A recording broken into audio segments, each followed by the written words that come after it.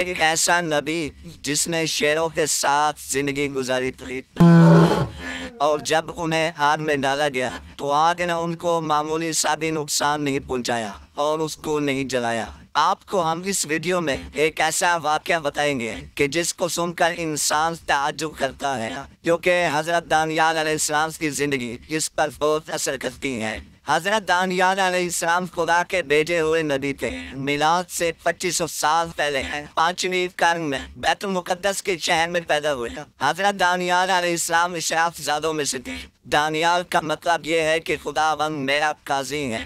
جب حضرت دانیال علیہ السلام پیدا ہوئے تب ان کے والد اور والدہ کی خوشی اور ذوق زیادہ مدت تک نہ رہی، کیونکہ اس زمانے میں ملک میں ایک عجیب حالات پیش آتے ہیں۔ ایک روایت کی بنیاد پر اس زمانے میں مصر کے بادشاہ نے یہودا کے بادشاہ کے ساتھ جنگ کا اعلان کیا تھا۔ چونکہ حضرت دانیال علیہ السلام اشراف زادوں میں سے تھے اور ان کی جان کو خطرہ لاحق تھا، جس کی بنا پر اس کے والدین انہیں جنگل میں لے جا کر رہا کر دیتے ہیں۔ حضرت دانیال علیہ السلام کے جو صرف چند دن کے تھے، جنگل میں انہیں تنہا چھوڑ دیا جاتا ہے۔ حضرت دانیال علیہ السلام شیروں سے بھرے ہوئے جنگل میں خدا کی امان میں چھوڑ دیے جاتے ہیں، اور وہ چیز جس کا انتظار تھا وہ پیش آتی ہے۔ شیر بہت جلدی حضرت دانیال علیہ السلام کی موجودگی کا احساس کر لیتے ہیں اور اس کے اطراف میں جمع ہو جاتے ہیں، لیکن عجیب اتفاق پیش آتا ہے۔ وحشی شیر نومولود کو کوئی نقصان پہنچائے بغیر صرف اسے زبان لگاتے ہیں اور اس کی حفاظت کرتے ہیں۔ حضرت دانیال علیہ السلام اس جنگل میں شیروں کے ساتھ کتنا اثر رہے کسی کو دقیق معلوم نہیں ہے، لیکن ایک مدت کے بعد ایک چوپان کو حضرت دانیال علیہ السلام ملتے ہیں، اور وہ چوپان اسے اپنی اولاد کے طور پر قبول کر لیتا ہے اور اس کی پرورش کرتا ہے۔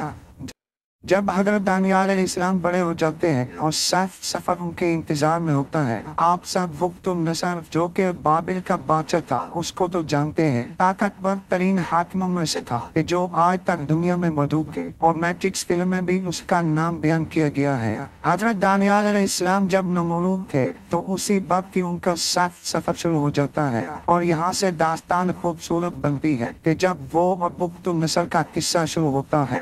کہا جاتا ہے کہ حضرت دانیال علیہ السلام نے 14 سال تک بیت المقدس میں زندگی گزاری، یہاں تک کہ بابل کا بادشاہ بخت النصر بیت المقدس پر حملہ کرتا ہے اور شہر کو آگ لگا دیتا ہے، اور شہر تقریباً ویران ہو جاتا ہے۔ وہ پورے افراد اور اس حادثے سے بچ جاتے ہیں، مصر کی جانب بھاگ جاتے ہیں، جوانوں کو قیدی بنا کر بابل لے جایا جاتا ہے۔ حضرت دانیال علیہ السلام بھی ان جوانوں کے ہمراہ ہوتے ہیں کہ جنہیں قیدی بنا کر بابل لایا جاتا ہے۔ حضرت دانیال علیہ السلام کے ساتھ حضرت عزرا بھی قیدی بنتے ہیں۔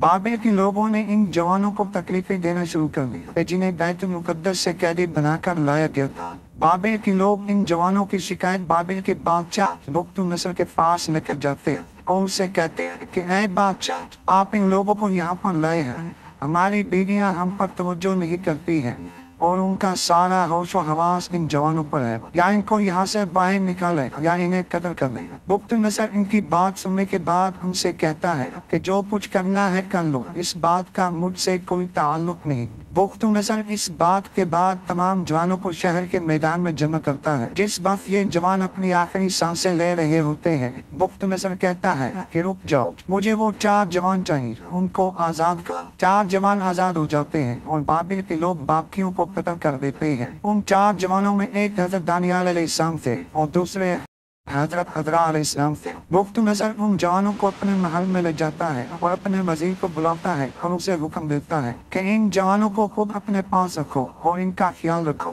اور انہیں ضروری ٹریننگ دو تاکہ مستقبل میں انہیں محل میں کام پر رکھا جائے، اور وزیر کو حکم دیتا ہے کہ ان 4 جوانوں کو میرے ہی کھانوں میں سے کھلاؤ اور ان کو میری مخصوص شراب دینا پینے کے لیے۔ وزیر ان 4 جوانوں کو اپنے ساتھ لے جاتا ہے اور بادشاہ کے حکم کو اجرا کرتا ہے۔ وزیر شخصی طور پر خود ان جوانوں کے کام کی نگرانی کرتا ہے، لیکن حضرت دانیال علیہ السلام اور دوسرے جوان حضرت موسیٰ علیہ السلام کی شریعت کی پیروی کرتے تھے اور ان چیزوں سے پرہیز کرتے تھے جو ان کے مذہب میں جائز نہیں تھی۔ وزیر اس بات کو قبول نہیں کرتا اور ان سے کہتا ہے کہ اگر بادشاہ کے حکم کے مطابق کھانا نہیں کھاوے اور 3 سال کے بعد بادشاہ آپ کو ضعیف اور کمزور دیکھے گا تو اس کی سزا مجھے بھگتنی پڑے گی۔ حضرت دانیال علیہ السلام وزیر سے کہتے ہیں कि तुम परेशान ना हो, हम लोग बहुत अच्छे नजर आएंगे। और हकीकत में इसी तरह हुआ कि जो लोग हराम खाना और पीना खा रहे थे वो लोग उन नौजवानों के मुकाबले में कमजोर नजर आ रहे थे। इसी दौरान खुदावंद आलम हजरत दानियाल अलैहिस्सलाम को ख्वाबों की ताबीर का इल्म अता करते हैं। उसके बाद जब 3 साल गुजर जाते हैं तब इन जवानों को बादशाह के दरबार में हाजिर किया जाता है। बादशाह इन जवानों से मुख्तलिफ काम करवाता है। ये जवान सालों बुख्त नस्ल के कैदी के मान से उनकी खिदमत करते हैं, लेकिन बुख्त नस्ल को अच्छा नहीं लगता था इन जवानों को कैदी की निगाह से देखें। बुख्त नस्ल हजरत दानियाल अलैहिस्सलाम को खुद का वजीर बनाता है और इस दौरान खुदा हजरत दानियाल अलैहिस्सलाम को पैगम्बरी मबऊस करता है। बाबिल के लोग हजरत दानियाल अलैहिस्सलाम की जासूसी करते हैं और हजरत दानियाल अलैहिस्सलाम की रफ्तार और किरदार को देखकर उन लोगों से बर्दाश्त न हुआ और इन्होंने कोशिश की कि हजरत दानियाल अलैहिस्सलाम को बदनाम करें और बुख्त नस्ल को हजरत दानियाल अलैहिस्सलाम की निस्बत अफजल करे और बुख्त नस्ल से जाकर कहते हैं कि ऐ बादशाह, तूने इस शख्स को खुद का वज़ीर बनाया है लेकिन वो पैगंबर की तरह रफ्तार करता है।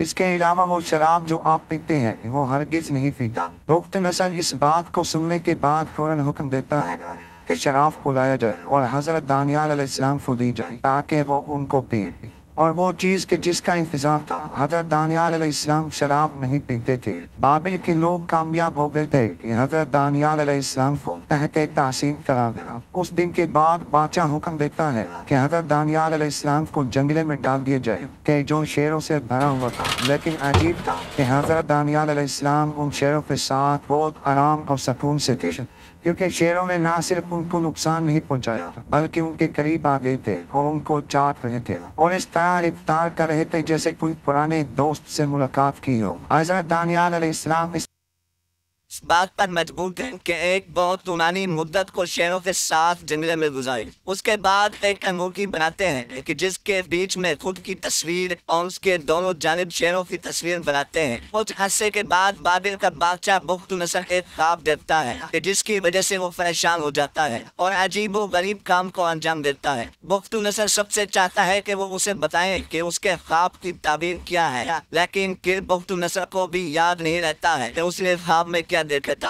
इस वजह से कोई भी उनके ख्वाब की ताबीर को बयान नहीं कर सकता था। इस बिना पर बुख्त नस्र हुक्म देता है कि हजरत दानियाल अलैहिस्सलाम को जंगल से निकाला जाए और हजरत दानियाल अलैहिस्सलाम से कहता है कि तुम बता सकते हो कि मेरे ख्वाब की ताबीर क्या है। मुख्तसर ये कि हजरत दानियाल अलैहिस्सलाम बुख्त नस्र से कहते हैं कि तुमने ख्वाब में एक मुजस्समा देखा है और एक बड़ा पत्थर उससे टकराता है और वो मुजस्समा टूट जाता है। यानी बुख्त नस्र की बादशाह किस तरह खत्म होगी और बुत भी नाबूद हो जाएंगे।